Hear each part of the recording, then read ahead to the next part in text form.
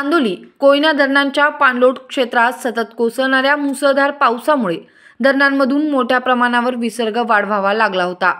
परिणामी कृष्णा वारणा नद्यांची पातळी वेगाने वाढत आहे।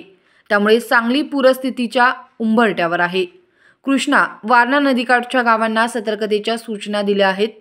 सांगलीत आयर्विन पूल येथे कृष्णा नदीची पातळी सायंकाळी 7 वाजता 39 फूट होती। रात्री 40 ते 42 फुटांपर्यंत जाण्याची शक्यता आहे। सांगली शहर व जिल्ह्यात 2 दिवस संततधार पाऊस सुरू आहे। कृष्णा वारणा नद्यांची पाणी पातळी वाढत आहे। त्यामुळे नदीकाठच्या गावांना सतर्कतेचा इशारा देण्यात आला आहे। सांगलीतील कर्नाळ रस्ता पाण्याखाली गेला आहे।